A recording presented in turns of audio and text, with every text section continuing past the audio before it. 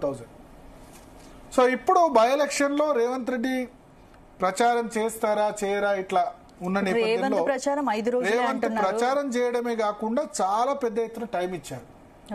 ఎందుకంటే ఇది రేవంత్ కి అగ్ని పరీక్ష. జూబ్లీ హిల్స్ అన్నది మనం అందుకని టైటిల్ కూడా ఏం పెట్టాం, జూబ్లీ హిల్స్ అన్నది రేవంత్ కు ఒక అగ్ని పరీక్ష లాంటిది. రేవంత్ రెడ్డికి చాలా పెద్ద పరీక్ష లాంటిదని చెప్పొచ్చు. ఎందుకంటే ఈ ఎలక్షన్ ఆయనకి చావో రేవో. ఇప్పుడు పరిస్థితి 2 సంవత్సరాలు అవుతుంది. డిసెంబర్ 7 నాటికి రేవంత్ రెడ్డి ప్రమాణ స్వీకారం చేసి 2 సంవత్సరాలు అవుతుంది. అయితే ఒకటి, మంత్రులు సంబంధించి కానీ ఎమ్మెల్యేల నుంచి కానీ ఆశించిన మద్దతు దొరకట్లేదు, ముఖ్యమంత్రిగా పూర్తి స్థాయిలో గుర్తించట్లేదు. దానికి కారణం రకరకాల కారణాలు ఉన్నాయి. ఒక బై ఎలక్షన్ పార్లమెంట్ ఎన్నికల్లో మిక్స్డ్ రిజల్ట్ వచ్చింది. అంటే పెద్ద రిజల్ట్ ఏం రాలేదు. 8 బీజేపీకి వచ్చాయి, 8 కాంగ్రెస్కి వచ్చాయి. బీఆర్ఎస్ 0 వచ్చినా 8 బీజేపీ, 8 కాంగ్రెస్ వచ్చాయి. 10 మంది ఎమ్మెల్యేలు పార్లమెంట్ ఎలక్షన్ తర్వాత జంప్ కూడా అయిపోయారు. కానీ ఆ తర్వాత జరిగిన పరిణామాలతోటి కొంత ఏమంటారు, ఎందుకంటే కాంగ్రెస్ న్యాచురల్ గా కాంగ్రెస్ ఎటువంటి పార్టీ, హైకమాండ్ పార్టీ కాబట్టి అందరూ ధిక్కరిస్తూ వస్తున్న పరిస్థితి. సో ఈ నేపథ్యంలో జూబ్లీ హిల్స్ బై ఎలక్షన్ లో గనక గెలిస్తే రేవంత్ కున్న అన్ని కష్టాలు కూడా తీరిపోతాయి. జూబ్లీ హిల్స్ బై ఎలక్షన్ గెలిస్తే, జూబ్లీ హిల్స్ బై ఎలక్షన్ ఓడిపోయాడు అనుకోండి రేవంత్ రెడ్డి, ఇంకా పెద్ద ఎత్తున కష్టాలు వచ్చే అవకాశం. ఇవాళ బయటకి ఓకల్ గా మాట్లాడుతుంది ఎవరు, రాజగోపాల్ రెడ్డి మునుగోడు ఎమ్మెల్యే, తర్వాత ఇంకొకళ్ళిద్దరు మాట్లాడుతున్నారు. కానీ మంత్రివర్గంలో చోటు దొరకని వాళ్ళు కానీ లేకపోతే అసంతృప్తిలో ఉన్న వాళ్ళు కానీ, ఈ ఎమ్మెల్యేలు మహబూబ్నగర్ జిల్లాలోనే ఒక గ్యాంగ్ ఉంది ఎమ్మెల్యేలు. జడ్చర్ల ఎమ్మెల్యే అనిరుద్ రెడ్డి ఉన్నారు, అంటే రేవంత్ రెడ్డి సొంత జిల్లాలో. తర్వాత మహబూబ్నగర్ ఎమ్మెల్యే ఎన్ఎన్ శ్రీనివాస్ రెడ్డి ఉన్నారు. నాగర్ కర్నూలు ఎమ్మెల్యే కూచుకుల్ల రాజేష్ రెడ్డి ఉన్నారు. సో వీళ్ళంతా కూడా అసంతృప్తితో ఉన్నారు ప్రభుత్వాలు. అంటే కొత్తగా గెలిచిన ఎమ్మెల్యేలు మాకు నిధులు రావట్లేదు, సరైన ఫండ్స్ రావట్లేదు, రాష్ట్రం అప్పుల్లో ఉండడం వల్ల ఎమ్మెల్యేలకు ఎక్కువ నిధులు కేటాయించాలి, ఇట్లా రకరకాల కారణాలతో ఉన్నారు. మొన్న వాళ్ళు దామోదర్ రాయ నరసింహతో కలిసి మహబూబ్నగర్ జిల్లా ఇన్ఛార్జ్ మంత్రితో కలిసి మల్లికార్జున ఖర్గేని కలిసినప్పుడు న్యూస్ పేపర్స్ లో ఒక ట్రెండ్, అందరు కాదు ఒక ట్రెండ్, వాళ్ళు మల్లికార్జున ఖర్గే అసంతృప్తి వ్యక్తం చేశారు రేవంత్ రెడ్డి మీద అని చెప్పి కథనాలు వచ్చాయి. కథనాలు వచ్చినప్పుడు మరి ఈ ఎమ్మెల్యేలు ఖండించలేదు. కాబట్టి ఇప్పుడు ఎమ్మెల్యేల్లో అయినా మంత్రుల్లో అయినా పూర్తి స్థాయిలో రేవంత్ రెడ్డిని ఓన్ చేసుకొని లేని పరిస్థితి ఉన్నప్పుడు జూబ్లీ హిల్స్ లో గెలవకపోతే మరింత ఇబ్బంది ఎదురయ్యే అవకాశం. సో రేవంత్ నాయకత్వం భవిష్యత్తు ఈ జూబ్లీ హిల్స్ రిజల్ట్స్ తో నిర్ణయం అయ్యే అవకాశం. జూబ్లీ హిల్స్ లో గెలిస్తే డెఫినెట్ గా తిరిగి ఉండదు. 5 సంవత్సరాలు రేవంత్ రెడ్డి సీఎం. అసంతృప్తులు వస్తాయి, రాజగోపాల్ రెడ్డి లాంటి వాళ్ళు, కోమటిరెడ్డి లాంటి వాళ్ళు మాట్లాడుతూ ఉంటారు. బట్ ఆయన నాయకత్వానికి ఇది ఒక పరీక్ష. ఎందుకు జూబ్లీ హిల్స్ గెలిస్తే అంటున్నానంటే, ఈ సిటీలో కోర్ ఏరియాలో కాంగ్రెస్ పార్టీకి ఒక్క సీటు కూడా రాలేదు మొన్న. ఒక ఇబ్రహీంపట్నం తప్ప, ఇబ్రహీంపట్నం కూడా హెచ్ఎండిఏ ఏరియాలో ఉంటుంది, జిహెచ్ఎంసీ ఏరియాలో పూర్తిగా ఉండదు. సో ఇబ్రహీంపట్నం తప్ప ఎక్కడ కూడా కాంగ్రెస్ పార్టీ గెలవలేదు. గెలిచింది ఒక మల్రెడ్డి రంగారెడ్డి. ఆ తర్వాత పార్లమెంట్ ఎలక్షన్ సమయంలో బై ఎలక్షన్ వచ్చినప్పుడు కంటోన్మెంట్ లో కాంగ్రెస్ పార్టీ బై ఎలక్షన్ లో గెలిచింది. సో సిటీలో అత్యంత వీక్ ఉంది. 2000 లాస్ట్ టైం జిహెచ్ఎంసీ ఎన్నికలు జరిగినప్పుడు 2 కార్పొరేటర్లు మాత్రం గెలిచారు. ఇంత వీక్ గా ఉన్న సిటీలో జూబ్లీ హిల్స్ లో కనుక గెలిచింది అనుకోండి, అప్పుడు రేవంత్ రెడ్డికి అడ్వాంటేజ్ అవుతుంది కదా, వీక్ గా ఉన్న చోట నేను గెలిపించానని అదే ఊపులో అయిన పంచాయతీ ఎలక్షన్ కూడా వెళ్ళిపోతారు.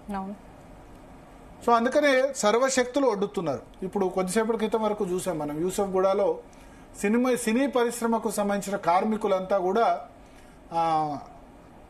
రేవంత్ రెడ్డిని సత్కరించారు. ఆ సందర్భంగా ఆయన మాట్లాడారు. ఇది కూడా ఒక విధంగా ఎలక్షన్ ర్యాలీ అని చెప్పొచ్చు. సినీ పరిశ్రమ కార్మికులంతా ఎందుకు పెట్టారంటారు మీరు? ఇవాళ సినీ పరిశ్రమ కార్మికులకు సంబంధించిన యూసఫ్ గూడ పోలీస్ స్టేడియంలో ర్యాలీ ఎందుకు పెట్టారంటారు మీరు చెప్పండి? బికాస్ జూబ్లీ హిల్స్ నియోజకవర్గంలో ఎక్కువ సంఖ్యలో సినీ కార్మికులు ఉన్నారు. కృష్ణానగర్ అంతా కూడా ఈ జూబ్లీ హిల్స్ పరిధిలోకి వస్తుంది. కృష్ణానగర్ అయినా, శ్రీనగర్ కాలనీ అయినా, రామత్ నగర్, యూసఫ్ గూడ, ఇక్కడ ఫిలిం నగర్ దగ్గర కాబట్టి చాలా మంది వీళ్ళంతా కూడా చాలా మంది సినీ పరిశ్రమకు సంబంధించిన కార్మికులంతా కూడా ఈ కృష్ణానగర్ లో ఉంటారు.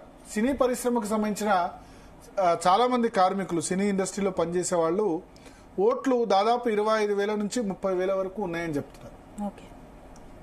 షేక్పేట డివిజన్ దీని కిందకి వస్తుంది. చిత్రపురి కాలనీ కూడా దీని పరిధిలోకి వస్తుంది. సో ఇట్లా అందుకని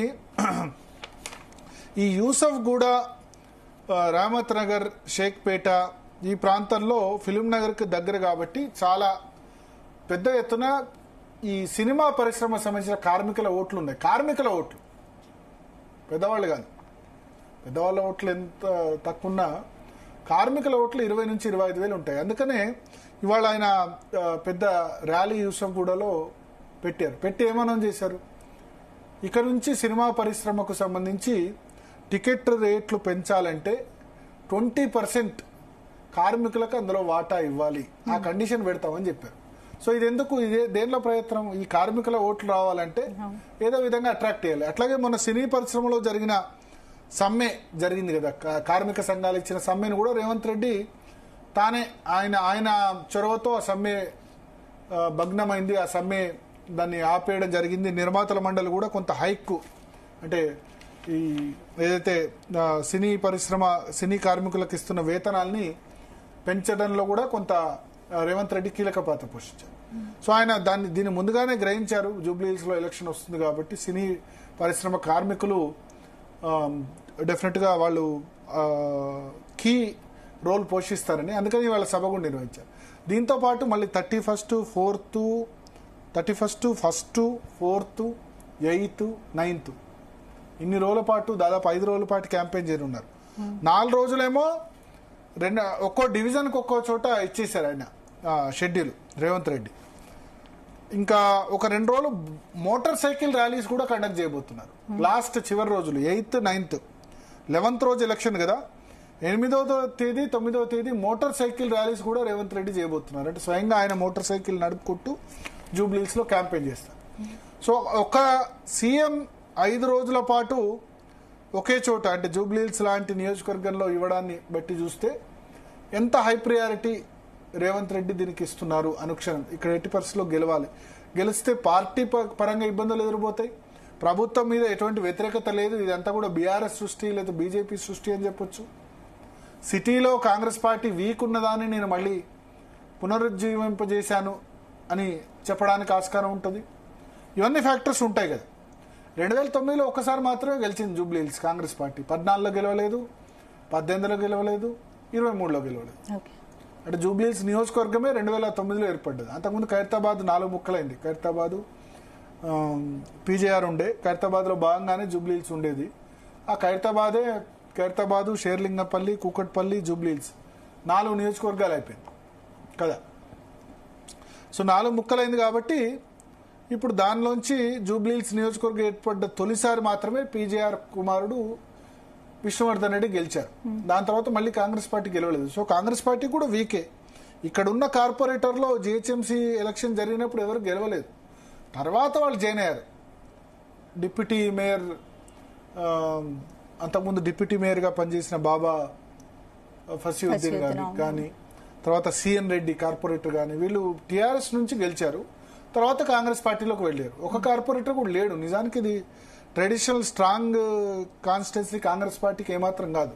పీజేఆర్ కుమారుడు విష్ణువర్ధన్ రెడ్డి కూడా కాంగ్రెస్ పార్టీ లేరు. మొన్న టికెట్ ఇవ్వకపోతే ఆయన టీఆర్ఎస్ లో జాయిన్ అయిపోయారు. మహమ్మద్ అజారుద్దీన్ ఏమో పారాచూట్ కరెక్ట్ గా ఎన్నికల ముందు 2023 ముందు వచ్చారు. ఒక 3 నెలలు తిరిగి టికెట్ జూబ్లీహిల్స్ లో పోటీ చేస్తానని చెప్పి టికెట్ సాధించుకున్నారు. ఆ తర్వాత జూబ్లీహిల్స్ కాన్స్టిట్యున్సీ పట్టుకుని తిరగలేదు. మళ్ళీ మాగంటి గోపీనాథ్ చనిపోగానే అప్పుడు జూబ్లీహిల్స్ లో తిరగడం మొదలుపెట్టారు. ఆ తిరగడం మొదలుపెట్టిన తర్వాత ఇక ఆయన ఎమ్మెల్సీ చేస్తామని చెప్పి నవీన్ యాదవ్ క్లియర్ చేయడానికి ఆయనకి ఎమ్మెల్సీ ఇస్తామని చెప్పి, ఎందుకంటే హైకమాండ్ దగ్గర ఉంటే కనుక మైనారిటీకి టికెట్ ఇవ్వలేదు అన్నది వస్తుంది. అందుకని ముందుగానే గవర్నర్ కోట ఎమ్మెల్సీ ఇస్తామని చెప్పి అజారుద్దీన్ సముదాయించి నవీన్ యాదవ్ టికెట్ ఇచ్చారు.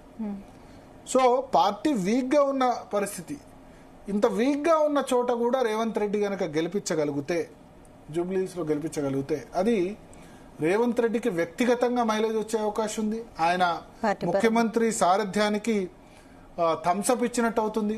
ఎందుకు థమ్స్అప్ అంటే, ఎస్ కంటోన్మెంట్ బై ఎలక్షన్ గెలిచాం, జూబ్లీహిల్స్ బై ఎలక్షన్ గెలిచాం, ఇక పార్లమెంట్ ఎలక్షనా అది నాది కాదు కదా, అక్కడ రాహుల్ గాంధీని చూసో లేదా కాంగ్రెస్ పార్టీ జాతీయ స్థాయి పరిస్థితి చూసో ఓటేస్తారు.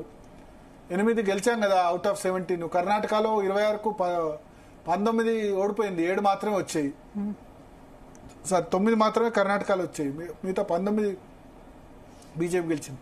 17కి ఇక్కడ తెలంగాణలో నేను 8 గెలిపించా కదా అని రేవంత్ రెడ్డి చెప్పుకోవడానికి ఆస్కారం ఉంటుంది. రేపు స్థానిక సంస్థల ఎన్నికలకు కూడా గట్టి ధీమాతో ఆయన వెళ్ళడానికి ఆస్కారం ఉంటుంది. అందుకనే చాలా క్రూషియల్ అని చెప్తాను నేను జూబ్లీహిల్స్ ఎలక్షన్. ఇది చావోరేవో election, especially for Congress party కంటే రేవంత్ రెడ్డికి. అందుకనే ఆయన 5 రోజుల పాటు సమయం కేటాయించి దీనిలో ఈ అగ్ని పరీక్షను ఎదుర్కోబోతున్నారు. ర్యాలీస్ కండక్ట్ చేయబోతున్నారు. ఒక ముఖ్యమంత్రి బహుశా ఇప్పుడు ఒక బై ఎలక్షన్ అంటే ఒక చోట ర్యాలీ ఉంటుంది, కానీ దాదాపు ఆయన ప్రతి డివిజన్కి ఒక చోట ర్యాలీ పెట్టి మొత్తం 8, ప్రతిరోజు 2 సభలు, 8 సభలు, 4 2 8, 2 మోటార్ సైకిల్ ర్యాలీలు. సో దాదాపు 10 అకేషన్ ఇవాళ కలిపితే కనుక 11 చోట్ల ఆయన పాల్గొంటున్నట్టు. ఒక ఉప ఎన్నిక కోసం, ఒక అసెంబ్లీ ఉప ఎన్నిక కోసం 11 చోట్ల ఆయన పాల్గొంటున్నట్టు. గతంలో వైఎస్ జగన్ కాంగ్రెస్ పార్టీకి రిజైన్ చేసి వైఎస్ జగన్ ఎంపీగా నిల్చున్నప్పుడు కిరణ్ కుమార్ రెడ్డి పార్లమెంట్ ఎన్నికల్లో క్యాంపెయిన్ చేశారు, కడప పార్లమెంట్. కానీ 3 చోట్ల మాత్రమే ర్యాలీలో పాల్గొన్నారు, అది కూడా ఒకటే రోజు. సో ఒక అసెంబ్లీలో 11 చోట్ల రేవంత్ రెడ్డి పాల్గొంటున్నారంటే ఆయన ఈ ఎన్నికను చాలా జిద్దుగా తీసుకున్నారు. తెలంగాణలో జిద్దు అంటారు కదా, చాలా జిద్దుగా తీసుకున్నారు. 80% గెలవాలనుకుంటున్నారు. గెలిచి కాంగ్రెస్ పార్టీ ఇమేజ్, తన ఇమేజ్ అంతా కూడా ఇప్పుడు జరుగుతున్న ప్రచారం అంతా కూడా ఒట్టిదే, ఇదంతా బీఆర్ఎస్ చేస్తున్న ప్రచారం అని చెప్పాలని నిర్ణయించుకున్నారు. అందులో భాగంగా ఏకంగా 11 అకేషన్స్ లో, ఇవాళ ఒక అకేషన్ అయిపోయింది యూసఫ్గూడ పోలీస్ గ్రౌండ్స్ లో, ఇంకా మిగతా 31st నుంచి ఉన్నాయి. 31st నుంచి క్యాంపెయిన్ స్టార్ట్ కాబోతుంది. 30th కానీ, 1st కానీ, 4th కానీ, 9th కానీ, ఇవన్నీ కూడా ఒక్కో రోజు 2 బహిరంగ సభల్లో కూడా పాల్గొనబోతున్నారు. రోడ్ షోలు, బహిరంగ సభలు అంటే ఇది రోడ్ షోల్లో కూడా పాల్గొనబోతున్నారు. సో మొత్తం 8 రోడ్ షోలు, 2 మోటార్ సైకిల్ ర్యాలీలు, ఒకటి ఇవాళ యూసఫ్గూడలో జరిగిన సభ, సినీ కార్మికుల సభ. టోటల్ 11 అకేషన్స్లో ఉప ఎన్నికల్లో పాల్గొతుందాన్ని బట్టి రేవంత్ రెడ్డి చాలా ప్రెస్టీజియస్గా దీన్ని తీసుకున్నారు, జిద్దుగా తీసుకున్నారని అనుకోవచ్చు. సో ఈ పరీక్షలో ఆయన పాస్ అవుతారా లేదా ఏందనేది చూద్దాం. విజయం సాధిస్తే ఆయన రాజకీయ భవిష్యత్తుకి టర్నింగ్ పాయింట్ అవుతుంది. ఎస్ 5 సంవత్సరాలు ఆయన సీఎం అని ఖచ్చితంగా చెప్పొచ్చు. ఏ మంత్రి ఏ విధంగా ఎట్లా చేసినా సరే, ఏ మంత్రి ఏ విధంగా ఉన్నా సరే ఆయన 5 సంవత్సరాలు ఆయనే సీఎంగా కంటిన్యూ అవుతారని చెప్పొచ్చు. పబ్లిక్ పర్సెప్షన్ కూడా చేంజ్ అవుద్ది. ఏదో రేవంత్ రెడ్డి వ్యతిరేకత, ప్రభుత్వం మీద వ్యతిరేకత అన్నది అంత ఒట్టిదే, అట్లేం లేదు, బాగానే ఉంది. గంత వీక్గా ఉన్న హైదరాబాద్లో కూడా కాంగ్రెస్ పార్టీ గెలిచిందంటే అదే కదా అని అనొచ్చు. ఓడిపోతే సొంత పార్టీ నుంచి వ్యతిరేకత రావచ్చు, ప్రత్యర్థుల నుంచి. ఓడిపోతే బీఆర్ఎస్ గెలిస్తే కేటీఆర్ విల్ ఎమర్జ్. కేటీఆర్ డెఫినెట్గా ఒక ఆల్రెడీ ఎమర్జ్ అయ్యారు జిహెచ్ఎంసీ ఎన్నికల్లో 99 సీట్లు అప్పుడు వచ్చినప్పుడే. సో ఆ విధంగా కూడా పార్టీ బయట ఇంట 2 చోట్ల కూడా ఇబ్బంది తప్పదు. సో అందుకనే దీన్ని ఒక అగ్ని పరీక్షగా రేవంత్ రెడ్డికి మనం చెప్పొచ్చు. రేవంత్ రెడ్డి పాలనకు రిఫరెండంగా కూడా జూబ్లీహిల్స్ ఎలక్షన్ మనం చూడొచ్చు. రైట్, ఇక నెక్స్ట్ టాపిక్ లోకి వెళ్ళే ముందు DNA లో షార్ట్ బ్రేక్ తీసుకుందాం.